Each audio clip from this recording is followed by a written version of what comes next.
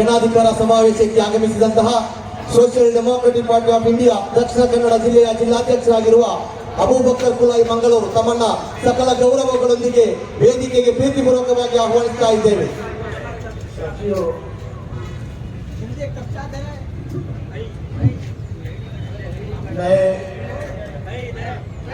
SDPI के साथ जुड़ने के पहले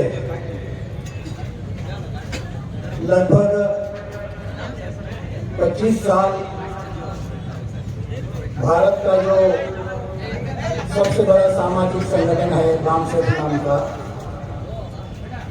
जो वामन निशान साहब चलाते हैं, उस संगठन के पूर्णकालीन प्रचारक के रूप में काम कर रहा था। भारत की वर्तमान हालात को देखते हुए सारे राजनीतिक पार्टी को बहुत नजदीक से देखा, सारे एमपी एमएलए को कैसे लोग खरीदते हैं उसको देखा और बाद में ये निर्णय लिया कि ज्यादा वक्त नहीं गंवाना चाहिए, इस देश को बचाना है,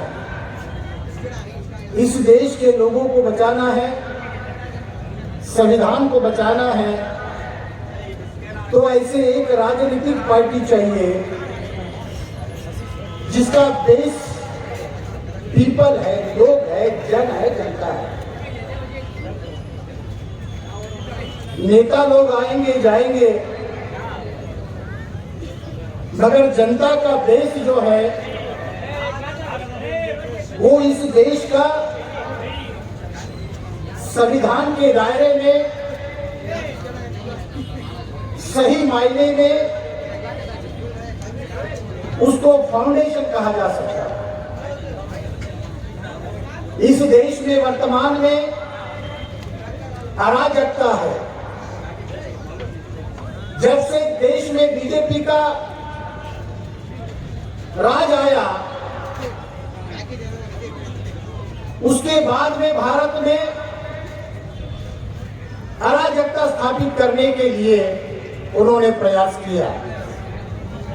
इसका मतलब ये नहीं कि कांग्रेस और जो लोकल पॉलिटिकल पार्टियां हैं उन्होंने हमारे लिए काम किया, ऐसा नहीं है, बल्कि उन्होंने जितनी भी पॉलिटिकल पार्टियां हैं इंक्लूडिंग कांग्रेस, उन्होंने बीजेपी सत्ता पर आए इसके लिए मजबूती से काम किया।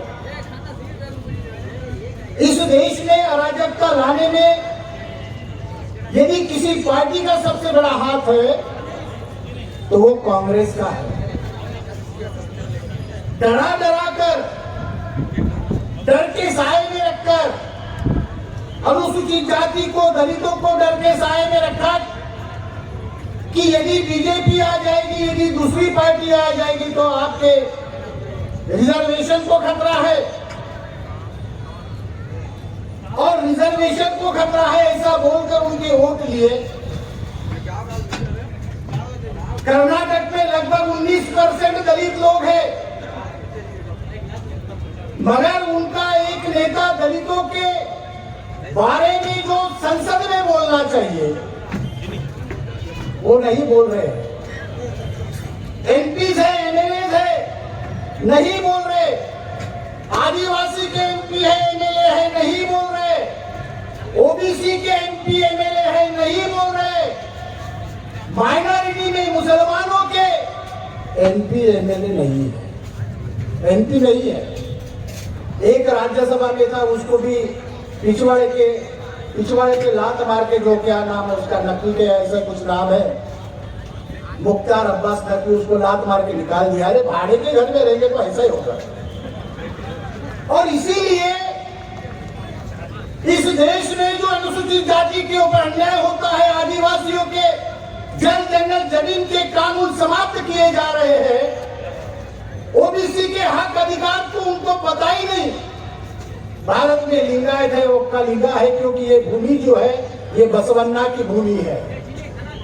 मैसूर का उल्लेख 245 साल पहले ईसा पूर्व 2022 में 245 मिला लो, इसके पहले सम्राट अशोका के इतिहास में इस मैसूर का उल्लेख है मैसूर नाम से।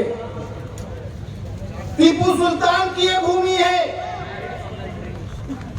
जिस भूमि पर दलितों के, महिलाओं के स्तन यदि दिखे तो उसको काट दिया जाता था, उसके ऊपर टैक्स लगाया था।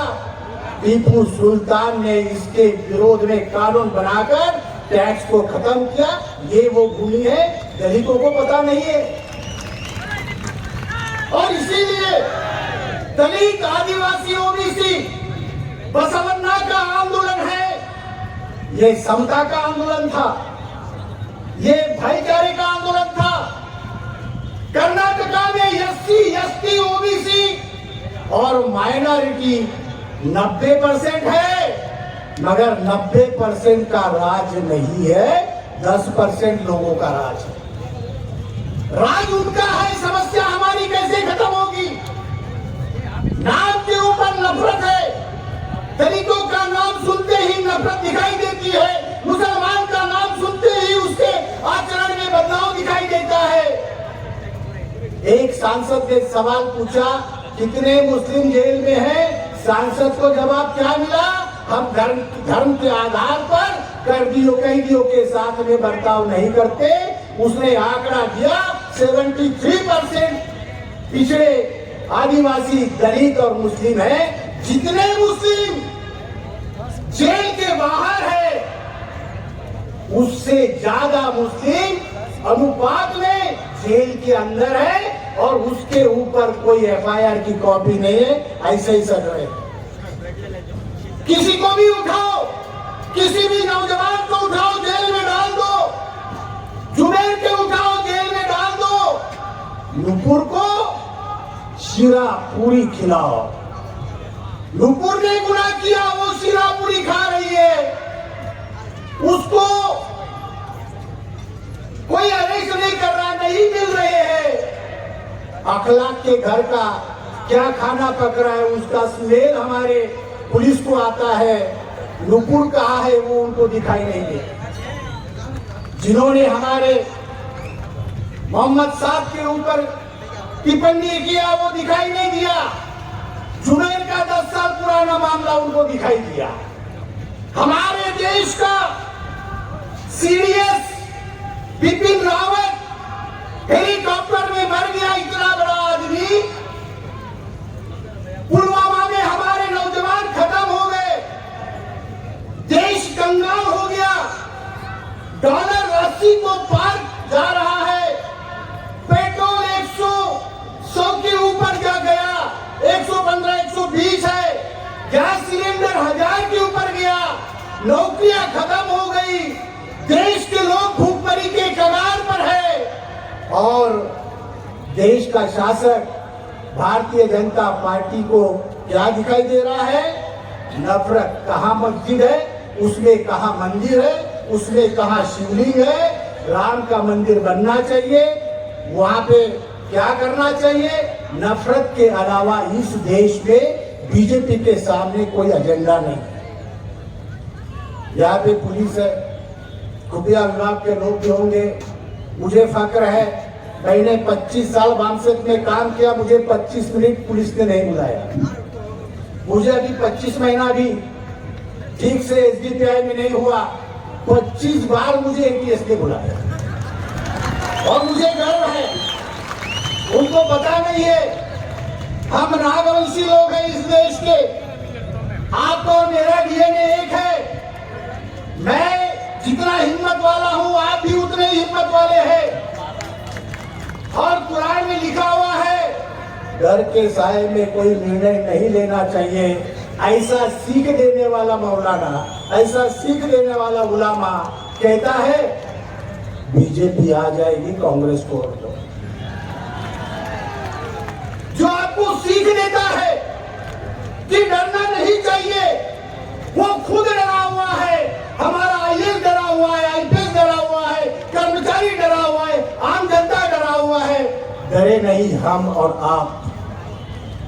आपके बलबूते पर इस देश में संविधान की रक्षा होगी, आपके बलबूते पर इस देश में भाईचारा पैदा होगा, आपके बलबूते पर इस देश में समानता स्थापित होगी, आपके बलबूते पर इस देश में फिर से संविधान के दायरे में शासन कायम होगा। और इसीलिए आप लोग हमारे रिप्रेजेंटेटिव जो भी है समाज को रिप्रेजेंट करने वाले, उनको मेरी एक गुजारिश है, मेरी एक रिक्वेस्ट है, मेरी एक विनती है, आप लोग यहाँ पर जो आए वो समाज में जाकर, अवाम में जाकर, कौम में जाकर, जातियों में जाकर, दलितों की बस्तियों में जाकर, ओबीसी की, आदिवासियों की बस्तियों में जाकर ये कहे कि आप लोग अपना वोट ना बेचें। जो एमपी और एमएलए खरीद सकते हैं उनको करोड़ों में खरीदते हैं। महाराष्ट्र में अभी सत्ता बदल हुआ, 3000 करोड़ खर्चा किया, ऐसा पेपर बताते हैं, ऐसा मीडिया बताता है। वो मीडिया ये बता रहा है जो हमारा अपना है, उनका मीडिया कुछ भी नहीं बताता है। तो हमारी और आपकी औकात कुछ नहीं, हमारे लोग 50 रुपए में, 500 रुपए में बिक जाते हैं। उनको लगता है कि क्या है, लाइन लगाकर वोट देना है। आपको पता नहीं कि जब आप वोट देते हो तो आप अपने भविष्य का फैसला लेने का अधिकार उस आदमी को देते हो कि 5 साल वो आपके भविष्य के फैसले ले, फिर वो आपके माध्यम से चुनकर संसद में जाकर बैठ जाते हैं, विधानसभा में जाकर बैठ जाते हैं, तो आपके विरोध में फैसले लेते हैं। आपके पास में कुछ नहीं होता है, क्योंकि आपने पहले ही उनको अपने भविष्य का फैसला लेने का अधिकार वोट के माध्यम से दे दिया है। जब आप वोट देते हो 50 रुपए में, 500 रुपए में, दारू में, बिरयानी में, कबाब में, शराब में, लालच में, कारपोरेटर बिक जाता है लाखों में, विधायक बिक जाता है करोड़ों में, सांसद बिक जाता है 50-100 करोड़ों में। मगर उनको ये पता नहीं है कि जो बिकता है और जो बेचता है, उनके भविष्य के फैसले लेने का अधिकार उनके पास में होता है। तो आपके नौजवान बेटे को वो जेल में डालने का अधिकार भी उनके पास में आप वोट बेचने के बाद में दे देते हो, ये ध्यान में रखना। समाज में जाकर ये फैलाना कि आपका वोट बहुत कीमती है, ये कीमती वोट यदि डर के मारे किसी को दे देंगे, बेच देंगे, तो आपके नौजवान बच्चे बेरोजगार हो जाएंगे, आपके नौजवान बच्चे जेल में डाले जाएंगे।